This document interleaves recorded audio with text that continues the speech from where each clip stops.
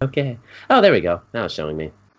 Well. All right. Hi, everybody. We just got the stream started, so give us a little bit of time just to make sure everything is working out. But for those of you who are just joining us, I'm Alex. With me, as always, are my two co-hosts. Oh, there we are. My head is huge. Are my two co-hosts, Russell and Dylan.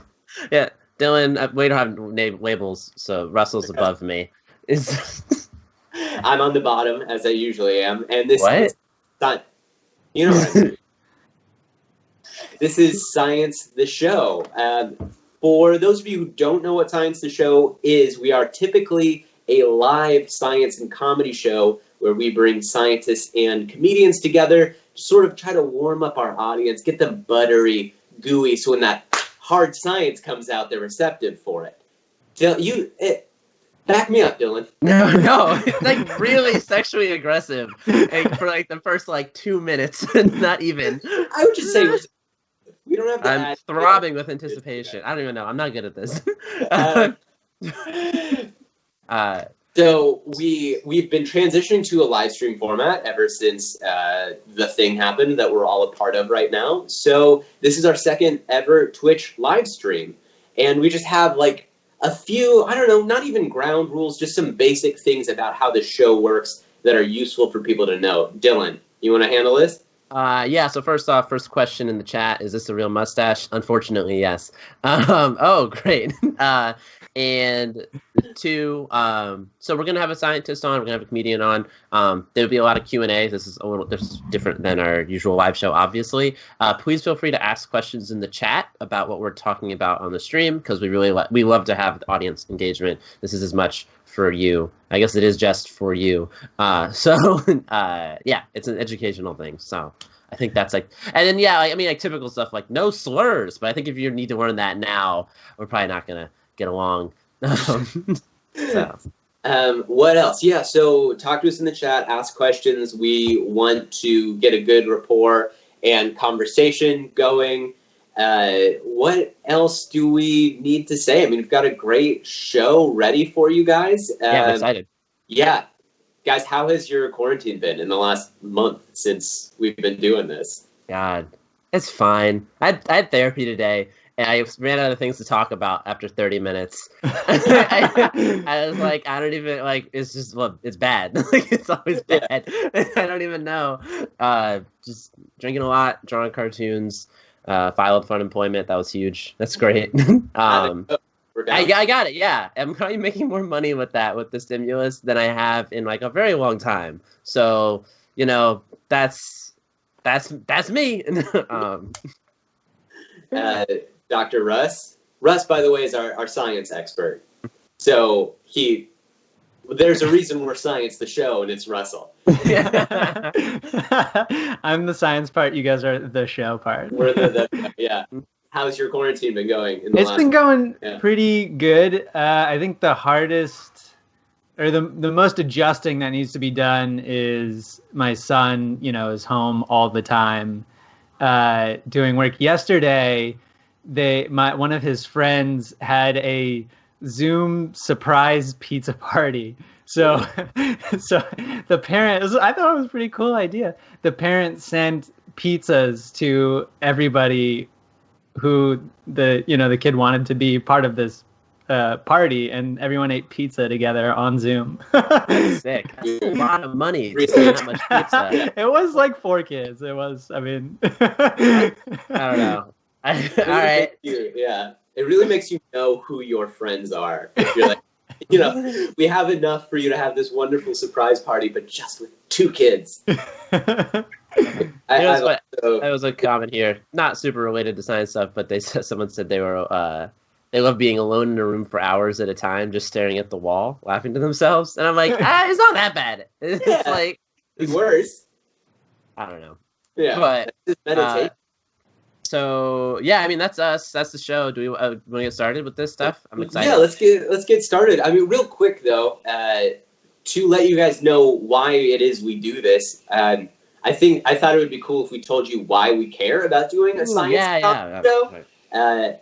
For me, I care about doing a science and comedy show because I think science is the coolest trippiest shit there is. Like, anytime I go to a festival and people are like, hey, look at this thing, I'm like, that's not nearly as cool as just looking through like a telescope. And so I like getting to do, sorry, my window's going to keep expanding weird because nobody makes anything good for iOS and I'm on an iPad. So I like making a science and comedy show because I like trying to break down the barriers that like science is unapproachable, or you can't talk to scientists, or they're not just regular people. So that's why it matters to me. Yeah, that's a real. I remember I was like, you tossed this question to me earlier, and I'm trying to think of my response because I'm not articulating it very well in my head right now. But it was more or less like I've done stand up for a while, like a while. It depends, like 5 years. But you spend that amount of time hanging out with some of the most mentally ill, narcissistic people that just want to serve themselves, and then have this like fucking lie. They're like, but it's for the people. It's for spreading. It's for you. It's for fucking you. And this is one of the few times I feel like I've been able to participate on a show that is funny, I guess, depending on who you talk to, and is doing some fucking good for the world in any capacity. I think that's it for me. That's more or less what I said, right? Yeah.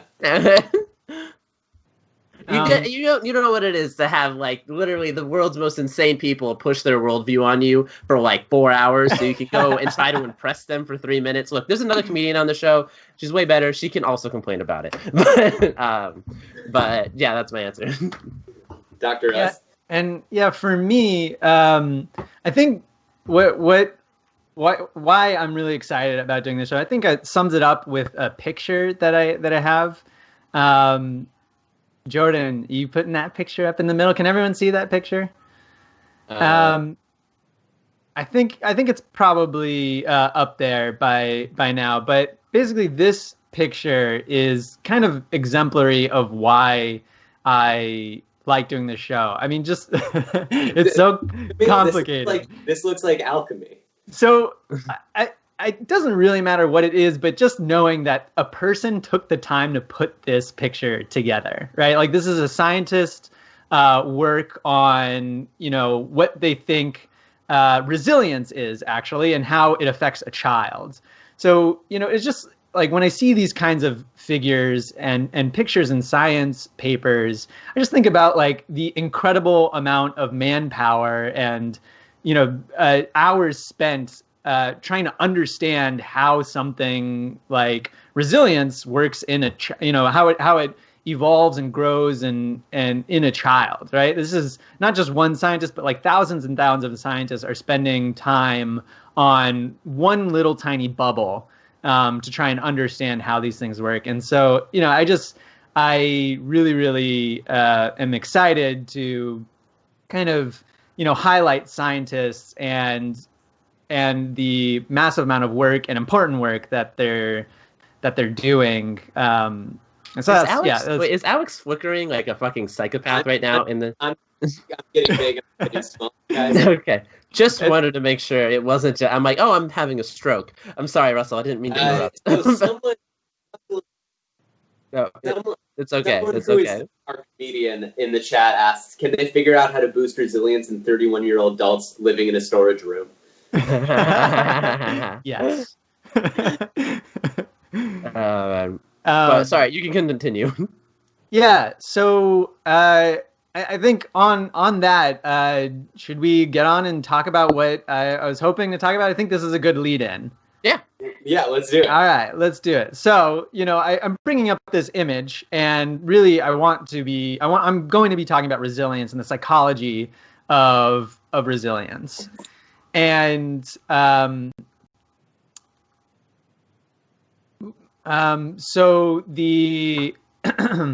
so what I wanted to talk about resilience is a lot from this researcher's Anne Maston's work. But before I get too much into that and sort of her definition of what resilience is, Alex and Dylan and audience, like, can you name somebody who you would describe as being resilient? Bear Grylls, for sure. That's like the most resilient dude ever. And then that guy from Survivor Man. I don't know. 2 men that live in the woods. What a typical answer. I would say, what about Keanu Reeves? He's been through some shit, man. Explain, pitch. Why are they? What is he even resilient to? What is he handle? He's a child actor, and then his girlfriend died in his arms, and he's still a nice, good guy. He's like a pretty good dude, from what I've heard. Who died in whose arms? His girlfriend died in his arms. Wait, who? Keanu Reeves. Oh, wow, that's really sad. Yeah. I don't know. Bear Grylls ate like a honeycomb with a bunch of bees in it, so I thought that was pretty fucking resilient. I don't know. So that's interesting. Those are different perspectives on resilience, right? In one sense, Alex is describing sort of emotional resilience, or or being able to bounce back from Can I read a few audience ones? Oh, yeah. Yes. Brett Favre, Anne Frank, Wolverine, Steve Beckeshaw, who I don't know who that is. Malala, That's Alex is flexing screen. Thanks, love. Deaf Keanu, so that's for me. Rosa Parks, Solid Snake, Nelson Mandela. And Bane. It's really going off the rails here. Yeah, really, all right. So some of the names that I heard, I think this is kind of the common theme that I think in the examples that y'all are giving, which is, that people are able to maintain sort of like positivity, despite adversity. And I want to pull up an actual definition of psychological diversity. Let me see what happens when I do this. You see everything in all of my notes, don't you? Yes. All right. Well, let's go back.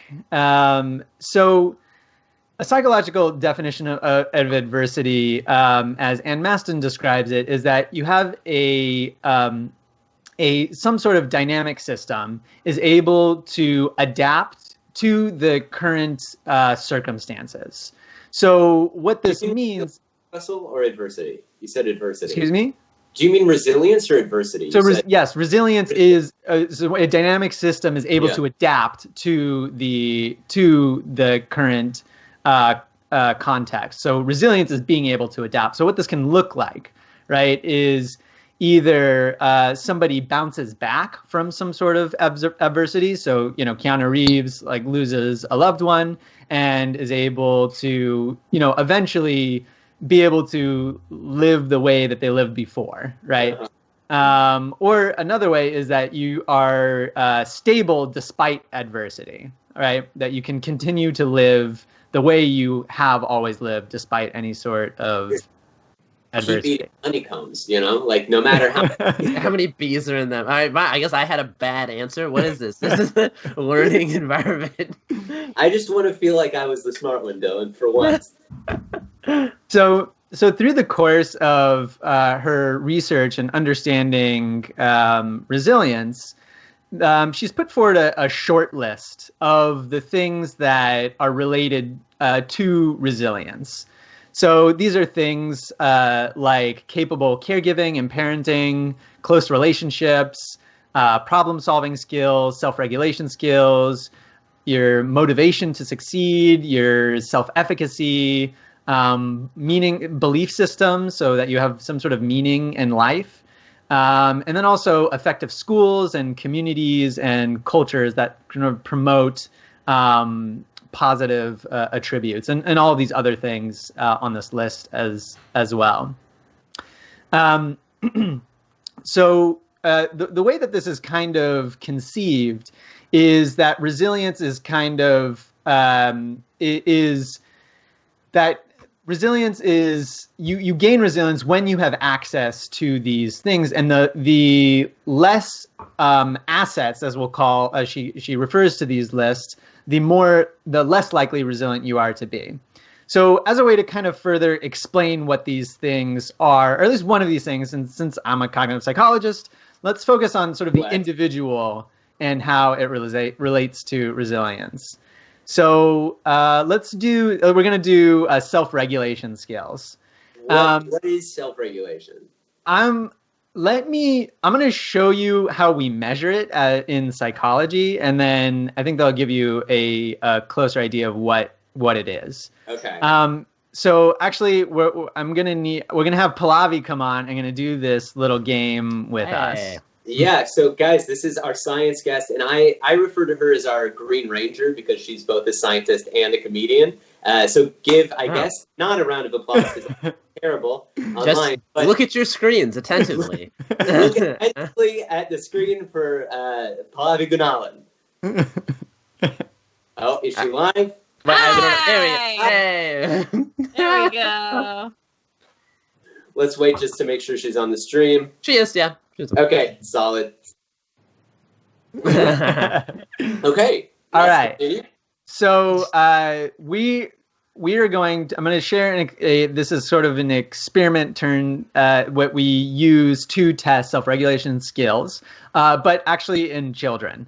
I feel like I'm going to learn a lot about myself right now.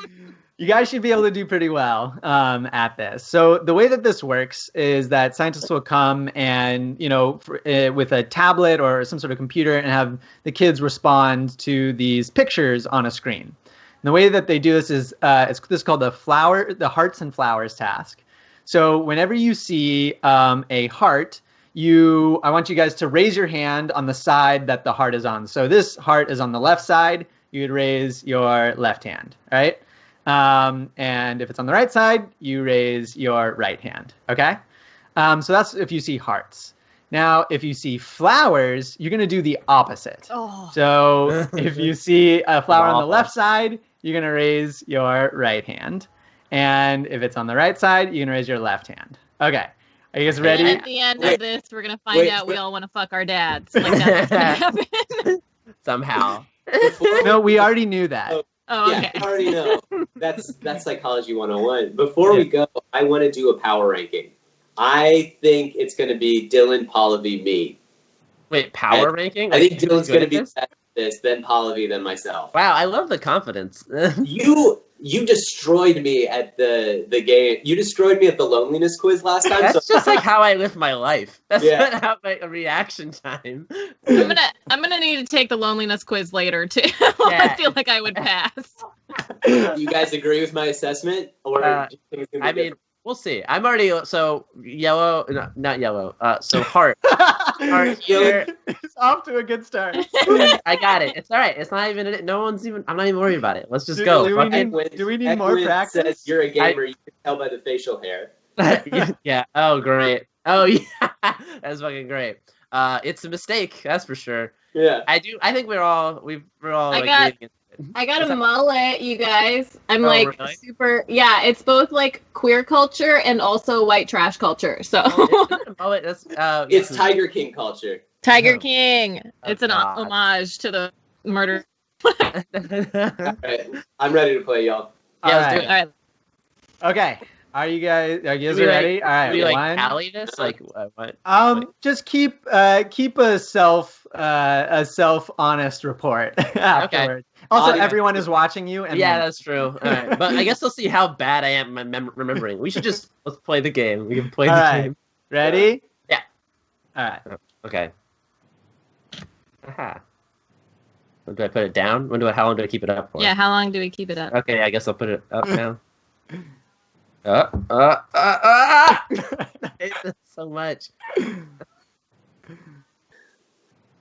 All right, now we're gonna do the opposite. No! Okay? What? Are you guys ready?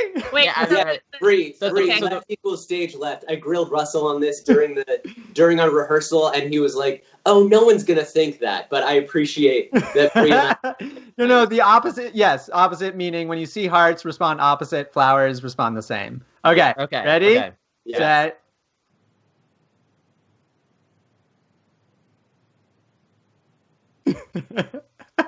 And that's it. I think we did it. Right. I think I got it, right? I don't know. Someone in the chat can yell at me. Yeah, I got it. But I think I got it.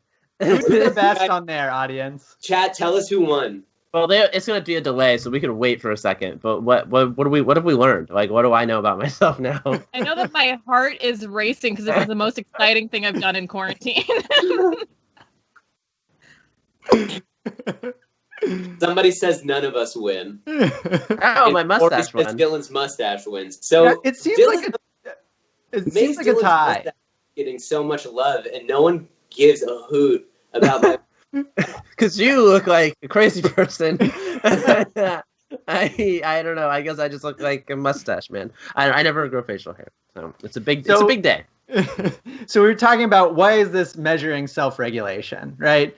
Part of what this is measuring is your ability to stop your impulses, right? The impulse being either responding the opposite of when you see the flower, right? But then also reversing that mapping. You have to override what you were previously doing to then respond a different way. And so this kind of test has been, it measures is a correlate of self-regulation and is related to a lot of outcomes like resilience and academic work, academic performance, and a number of things. Do they like measure like with these kids? Do they see? Because I'm sure like plasticity and like learned behavior is involved a lot. So like, how do they control for that baseline of like some kids having like trauma or something? You know. So, are you asking about like how this changes over time, or how does it change in response to, say, like an adverse event? Like if some kids have a learned behavior that makes it harder for them to be resilient, like if they learned to do it one way, whereas another kid didn't learn at all, then how do you measure like the differences between like the first kid in my mind would be more resilient, right? I think one, I'm not totally sure what you're getting at, but one way would be, are you saying that if somebody is, say, responding faster, right, like the entire time, say they ignore the instructions to reverse, is that behavior, say, resilient? Is that what you're saying? Oh, I'm just mapping this to like a real life situation where some kids have like learned behavior that's like ingrained in their brains, and some kids are like fresh, right? So like we learned one way of doing this and then we had to reverse it. So it's probably easier for us to do it the first time because we didn't learn it a different way, you know? Couldn't it also be true that we've had time to learn like the skill set of improving on rules, or that rules change as they go, where like maybe a younger kid who hasn't been introduced to that yet would have a harder time accepting, like though their brain might be more plastic, they would have a harder time accepting off the bat that like rules can change. Like there's a level of complexity there that maybe a younger child would have a harder time grasping, but an older child wouldn't. And I mean, maybe I don't know. I have literally no answer to this. I just. Our audience only wants to hear me sing Sweeney Todd, so they don't care. Well, I think another way you could think about it is actually does, say doing bad, let's just say that this measures self-regulation. Is having low self-regulation a bad thing? I think that is a really, really interesting question, which would differ, among people. And you can probably find situations where, self-regulation isn't having low self-regulation isn't always a bad thing. Just for me to define to myself, I guess, is that low self-regulation would be like if somebody yells at you, you not yelling back is self-regulation. Like that's if your impulse is to yell back. Yeah. If you want to yell back, but then you stop yourself, that would be a type of self-regulation. Yes. Okay. So Anne Maston, her work posits that's as it pertains to the short list, right? There's a whole host of factors that relate to resilience. The way that self-regulation could relate to it, if you think about trying to do well in school, right? there's a lot of self-regulation things that you have to do. You have to, maybe go on bed on time so that you are rested the next day, or, not party a certain night if you need to study, or... Ew, bro, we party all the time. You want to be a fucking nerd. Yeah, loser. Oh my Dork. god. Or stopping yourself from interrupting people is also a great self-regulation strategy. But I want to make the point that this short list, right? It is one of multiple different systems that Anne Maston is talking about, and I think that's actually the really, really interesting part about her research, is that she actually refers to these things as ordinary magic. That we basically get these systems by being human, right? We get executive, self-regulation skills by being human for free, right? And it's a product of, of us evolving over thousands and thousands of years to develop this skill. And it's the same as all these other things, right? That, attachment to caregivers, like that's a thing that we just naturally do, right? We love the people that... There's a good question in the chat. It says, if you self-regulate long enough to where it becomes a habit and it's no longer an impulse, is that still self-regulation from like that point forward? Or is it just like, what does that change mean? Yeah, that is a really, really, really good question. I don't know if there is a great answer for that. I mean, you can imagine that once it becomes an automatic skill, you no longer need to engage this self-regulation system to be able to engage in that behavior, right? Or it could be that you still need it, but it's not that hard for you. I mean, there's certain kinds of skills that, or certain kinds of behaviors that you probably will always need to self-regulate, right? Like, stopping yourself from eating too much is probably, or eating something in front of you. There's probably certain behaviors that you would just always need to self-regulate, even if it's just a little bit. Can I try a metaphor and you can tell me if this sounds like nonsense? Okay, so like each time you have to self-regulate, it's a fight and it's a struggle, but the habit is like you've built this weapon that makes the fight easier. So you still have to engage in the fight, but the habit is such a powerful weapon that it's not a fair fight anymore. You squash down whatever you're trying to challenge with such might and ferocity that it feels like nothing. That is a very aggressive analogy. I'm aggressive today, I guess. I think his mutton chops grew out during that statement. I really want to fight Sherlock Holmes right now.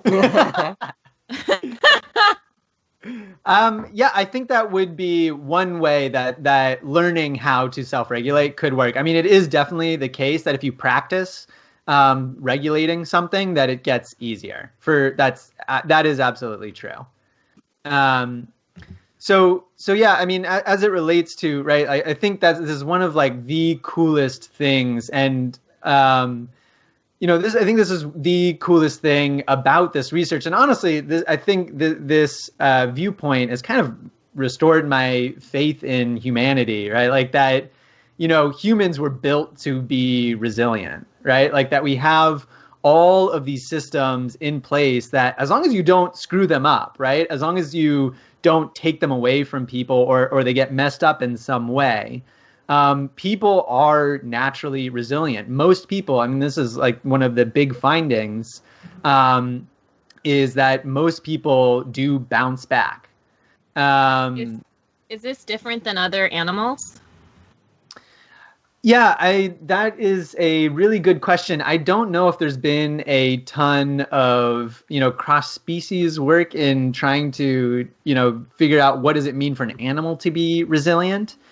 I would imagine, though, that, maybe a good comparison would be in like social animals, other social animals that, when you do isolate, for example, you do see parallels if you do isolate other social animals, that you do see, things that you would characterize as not being resilient, like depression or depressive like symptoms or health issues. So I'm not aware of that cross species work, but I would imagine that what we're calling resilience is related to a lot of us being social beings, and how we are as social beings. So that one guy, Alex Fu, asked, "What about generational trauma? How does that affect resilience?" I think that's what Pallavi was asking, more or less, right? Yeah. Generational trauma. So like, what do you mean? Like, if I have a friend, for instance, whose grandfather was a Holocaust survivor, and so his father dealt with like what his grandfather had gone through, and he had to deal with what his father had gone through, and so that's like generational trauma, where I would imagine from what you showed with Maston's work, it sort of takes away some of your reliance on caregivers or makes some of that connection weaker, so you have less. What was the economics word that you used? You've got less attributes or less things to rely on. Assets versus risks. Yeah. So this is in one of the things in the short list. I think actually a really good example of this, and one of the things that honestly, while I was doing this research, made me cry. I learned about this. Has anyone ever seen those ads that are "Dance Like a Dad" ads? Have you guys seen those around Los Angeles? Wait, you haven't seen those, Pallavi? They used to be these. No. Yeah, they're everywhere. They were using like a bunch of bad cartoon movies for them too. Like, take time to. So this whole campaign is actually done. It actually came about because of resilience research, and the whole point was that can you target families, and specifically dads, to be more capable and competent caregivers, right? And because of this exact what a burn.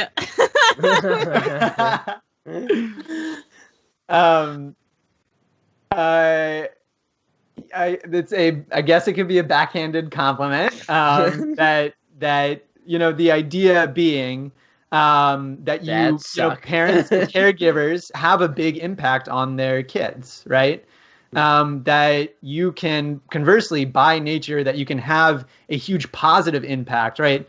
Again, if you think about these things as assets versus risks, that you could have a couple of these assets, and that will totally protect you from all of these other risks, like poverty or loss of a loved one, right? If you have, say, a dad who you are attached to and is a great dad, that can protect you from a lot of these issues or negative outcomes.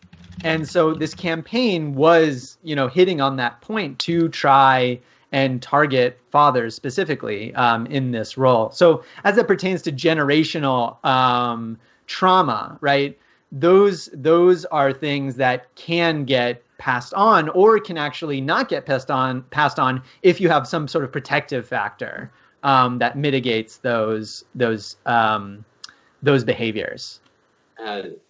Brad, I think that was a nice way for us to sort of wrap up this segment and see what's up with Pallavi today.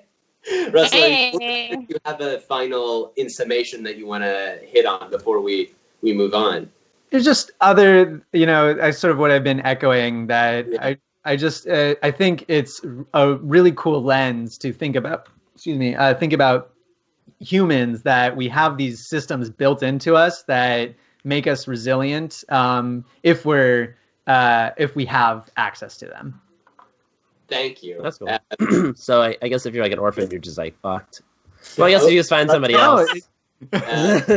This is saying that you're not fucked. That's the whole. This is the whole point. Yeah, that people are very resilient, I think, is what he's trying. I guess. All right. Yes, you're right. You're right. I was really just taking away that last little, really distorting that. How have you been resilient in the past couple of weeks? I'm fine. It's great. This is fine. I'm okay. Everything's good. I've been growing my hair out. I'm at home. I've been tutoring online because I quit my PhD because I got good timing. Huh? Mm-hmm. Then I have been working on a ventilator project which has been interesting but really cool. And it's for low-cost ventilators in developing countries. That's super No, rad. that sounds great. That's so dope. How did you get involved in that? My friend from USC, where I quit, she pulled me into this Slack group of like 15,000 engineers from around the world, and they were all working on different projects, and I got recruited from there. And now I'm like a project manager for like I don't know, I don't even know what I'm doing. I'm just doing everything, which That's is quite it's I don't know. the It's, turn. yeah, Not to interrupt, but yeah. But that's like one of the ways that I was coping was I was having like severe anxiety because my type A ass couldn't control anything that was happening. And then once I got involved with the project, I could like channel all that mania into like trying to help. And so people are like, it's amazing what you're doing. And I'm like, this is for me. Like, Isn't it great? This is for my brain. Can accomplish when you funnel it at the right place. When you funnel mania, you're like taking apart your sink, but when you funnel it right, you're like writing 6 one-act plays in a night. Yeah, I always say like mania, and like I often say spite has driven me it's made me pretty successful. Spite is the real motivator. You should get mania tattooed on one fist and spite on the other. That's awful. Hell yeah. Also, that fits my brand. She'll make it fit. Guys, let's bring on our next guest, just because we are getting a little late in the hour. So the woman of the hour, the person we're all here for, we've got an amazing guest that I'm really excited to bring out. We're going to be having a conversation with Karishma Patel of the COVID Alliance. She's the head of policy and research. And we're going to be talking about some other aspects of resilience, which might actually be a good place if you have some more extra personal, well, I guess that would just be interpersonal, right? If you have some interpersonal questions about resilience. The COVID Alliance sounds like she's on the team with COVID. A little bit, yeah. Yeah. Jordan, is she in the stream yet? Or I don't know. Jordan's our tech guy. Oh, there she is. Never mind. Okay, I couldn't see it, so I don't know. I'm just like, I trust you. Oh. That voice of God is our tech guy, Jordan. He's very helpful. Yeah. You can't see it. It's a voice of science. Okay, but yeah, sorry. We can move on with the show. So, should we start off with our little game? Let's start off with our little game. All right. So I actually don't remember. What's the game? I don't remember. Acronym game. Oh, okay, that game. All right, but we don't really participate in this one. No, unfortunately. So this is for Karishma. Alex, do you want to give the clues? No. How about I give the time? I love that I might be judged based on this game before I've even had a chance for people to be like, hey, people do something. And then I'm going to have the game and it's going to be like, why am I here? Yeah, listen, Karishma, you're resilient. And we've learned that today. So you'll be fine. All right, give me the time, Alex. Wait. Right. Do you want to tell the chat what the acronym game is? Because good point. Explain the game. All right, so based off of our conversations with Karishma, we have taken some of her words and turned them into acronyms that she will have to guess. She doesn't know what these are, and the only rule is that we can't use the words in the acronyms to describe the acronym. And she has to guess what these acronyms are. Okay, and we're going to go letter by letter trying to guess these. And we have how much time, Alex? You're going to have 1 minute. All right, 1 minute. So give her the acronym first before I hit go, okay? Okay. All right. The acronym is DAGE.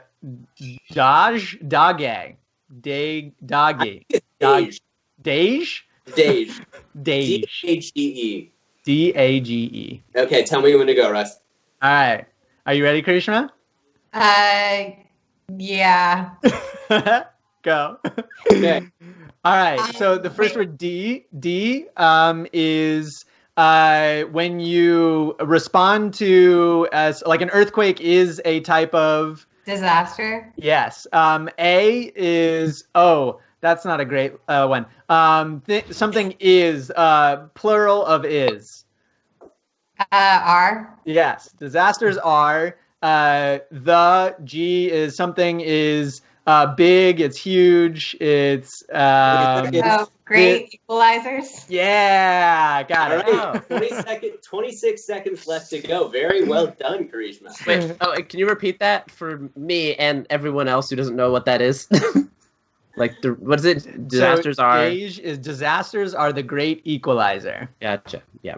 Karishma, what does that mean, and how do you feel about it? I was gonna say, is that really something you picked up for me? I mean, I guess it's an adage that comes alongside disasters a lot, which is really great because we should all feel united and like in the problems that disasters confront us with. But the reality is, impacts of disasters don't affect everybody. So it's good and bad. So can we start off this conversation really quickly with what does resilience mean to you? Because I know that people in the social sciences and policy, it's different than what a cognitive scientist might mean by resilience. Yeah, well, so it's not too far off. It's kind of like the same themes that that Russell was hitting earlier, but I guess resilience is the capacity of systems and businesses and communities, as well as individuals, to be able to like learn and adapt and grow regardless of the stress or the shock that happens. And it can range, like resilience.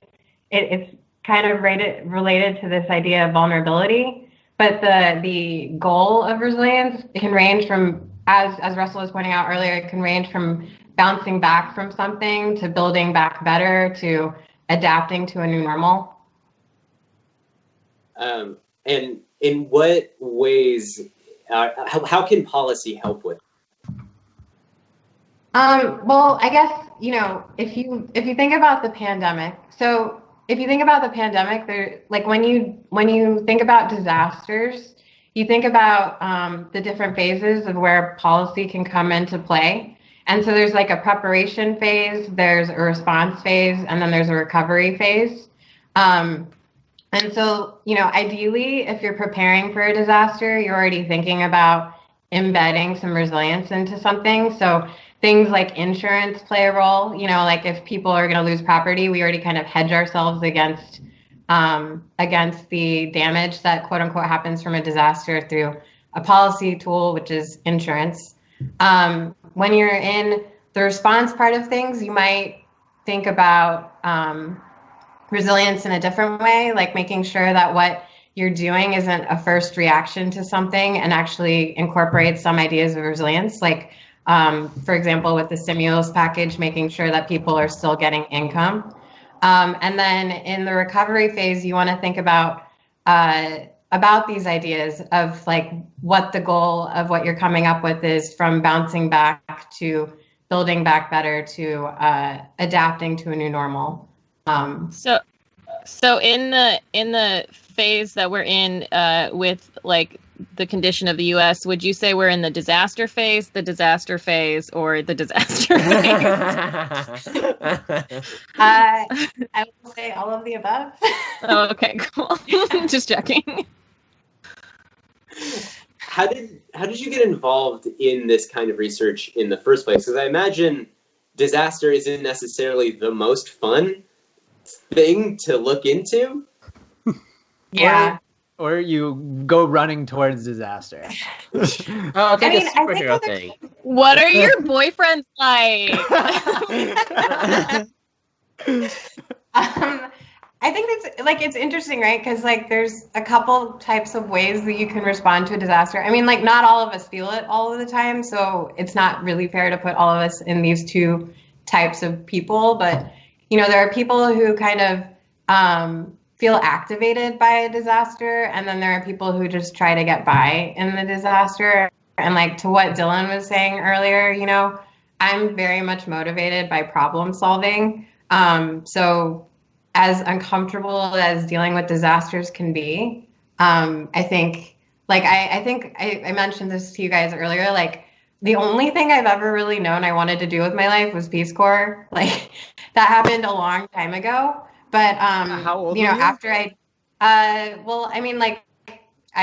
like 10 years ago or so. Well, when did you know you wanted to do Peace Corps? when I was like 4. Yeah, like nobody has that answer. 0 people. There are people I did Peace Corps with who had that answer. So you were copying the other people who wanted to do Peace Corps at 4. Yeah. No, I like to think I was a trendsetter. When I was 4, I wanted to eat pizza. Does that count? That is a disaster. Yeah. Yeah, but I guess like, well, no, so what I was going to say was like, that wasn't where I started getting into resilience. It was more like I did it and I did something that I really valued. And so the why resilience and disaster response and recovery really interests me is because this idea that resilience is really about like what you guys have been talking about is people's ability to like innately bounce back, but then also like opportunities really speak to like the capabilities and opportunities people have to do what they value, like being able to ensure that. I think that's what attracts me to the idea of resilience. So a couple questions in the audience. Just I think. I can't. What is your like day-to-day like work look like? Like what you do at the COVID Alliance and like how? Yeah. Is that? Did you hear me? Is that? Yeah, I did. Okay, cool.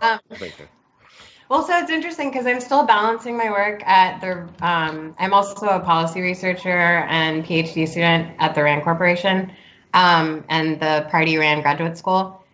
So I am also doing research projects on like health services and the health system being able to manage itself in this time, like.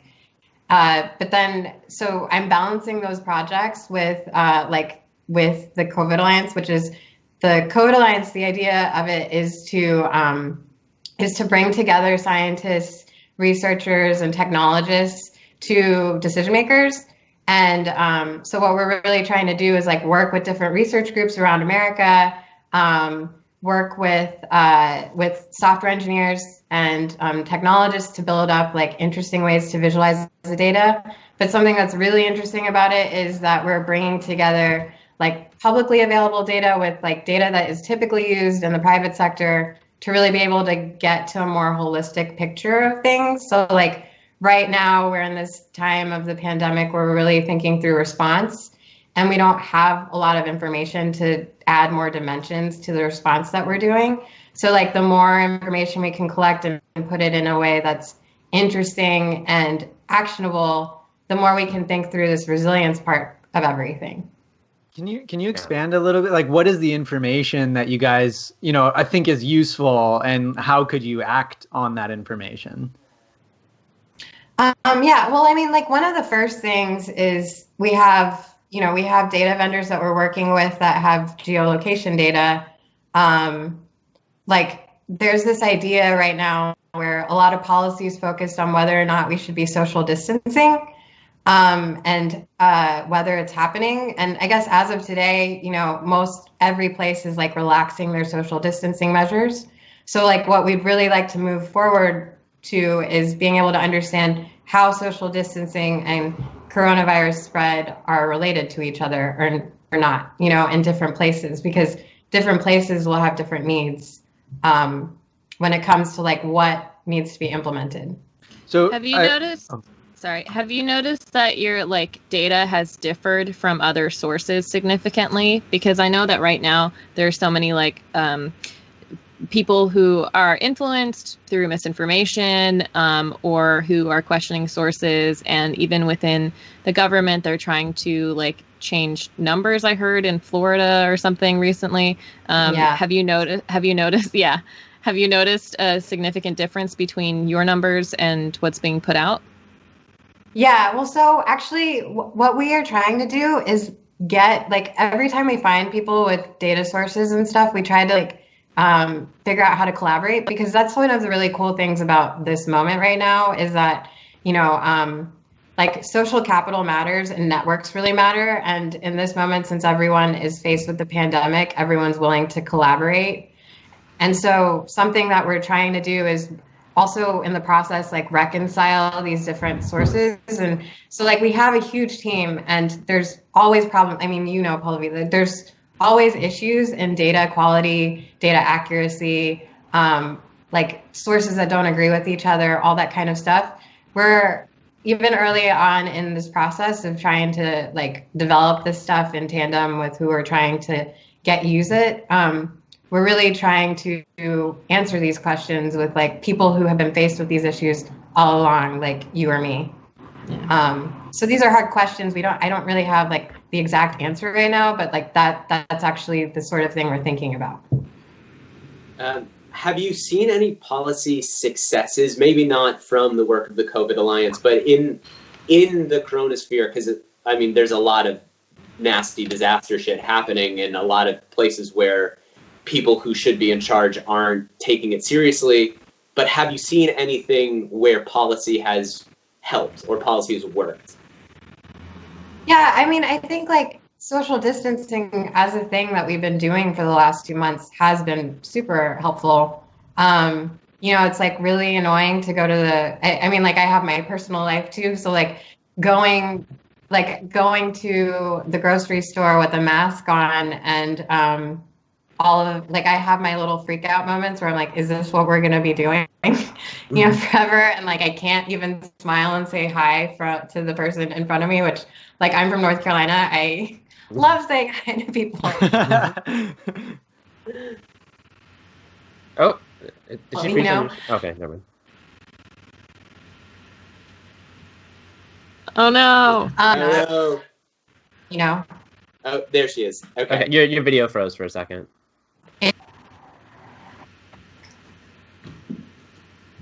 Oh. I don't know if I froze. You did. Okay. So we're starting to get towards the end of the show now. So as we're starting to head towards the end, I think, Karishma, if you can hear us, is there any like message for people? Because like Pallavi was saying, a lot of us are dealing with stress and wanting to help in this resiliency process. Is there anything you can recommend or any sources or any way that we can help out with the COVID Alliance? Yeah, I mean, there's a couple of things. Like, I think Pallavi and I are really good examples of this. Like, if you're motivated, there are like Slack groups and groups like ours. If you're interested, you can send me a message after this. That like we're all looking for volunteers and we're all volunteering in the process. So there are groups that like need people. The other thing is, we're talking about resilience. A really important component of that in research has been like the importance of social capital and being connected to other people, because we're not in this alone.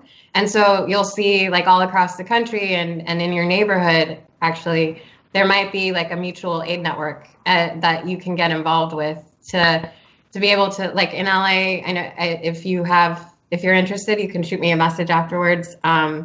I don't have a Twitter, but I have. Wow. What does it feel like to be mentally well? What is that like? That's actually how I stay resilient. That's huge. That's actually. Yeah, but I have an Instagram. It's Ksafiri, Ksafiri. But also my email is karishma@covidalliance.org. But yeah, there's mutual aid and networks across the country, and like if you're doing okay in this time, like there definitely is a good chance that like not all your neighbors are doing okay, and so being able to find them and figure out what they need. I know, like last week I was talking to some people in New York, and this guy has plenty of food because there's a lot of food being offered in these mutual aid networks, but all he really needed was someone to help him take down the trash because he's older and doesn't want to be outside, but then also like there's all kinds of things that maybe you don't want to take out the trash, but there's all kinds of things that we can offer each other in this time. Can I just want to add to that. I have a lot of friends who aren't like science people either, and so they found other ways to do things, because I think people are intimidated if it's such a like biohazard. Basically they're like intimidated by like how to help, but I have friends who there's Shower for Hope. He helps give to homeless people, helping prevent the spread and just helping them in general. There are a lot of like clothing donations that have gone bare, and so like a lot of people are trying to like go around and collect men's clothes for donations for the homeless. There are people handing out like food for the homeless. There's like cultforgood.com, which is like all these really Twitter famous people have given out over $200,000 worth or 200,000 items to homeless people across the U.S. So it's like there's ways you can help within your community, your neighborhood, but also for people who you might not normally interact with that would need help as well. So my DMs are also open. Where can we find you, Pallavi? Well, Pallavi, Gunalan. She made a good move. I saw that. I was like, I don't have. So, guys, I've been in the chat, actually. I just dropped our email, which is sciencetheshow@gmail.com. Email us if you want to reach out to us, but we're also on Facebook, Instagram, Twitter, same thing, Science the Show, everywhere. Pallavi just dropped her thing in the chat, too. Hey, Jordan, do you happen to have that flyer that I sent you? I emailed it to you today. Okay, so I'll keep talking. We have our next show on the 10th of next month with a JPL and NASA dark matter and dark energy scientist, Jason Rhodes. It's going to be a really cool show. Same platform, same time. I'm putting right now the Eventbrite link in the chat. You can also find us on Facebook, where we have an event there too. And the flyer should be up on our thing in a second. We do this show for free because we love doing it, and it matters to us that we get to talk about science and bring amazing people like Karishma and Pallavi to you guys. But if you happen to want to throw a little bit of scratch our way, you can find either how to donate through Twitch or how to donate on our Venmo on our page. We appreciate literally anything. I know everybody deserves your money way more than we do right now, but if you have enough for them and a little extra, we would appreciate that. Thank you. Anybody, Russ or Dylan, anything you want to say before we sign off? Yeah, the Science the Show Venmo on the banner is wrong.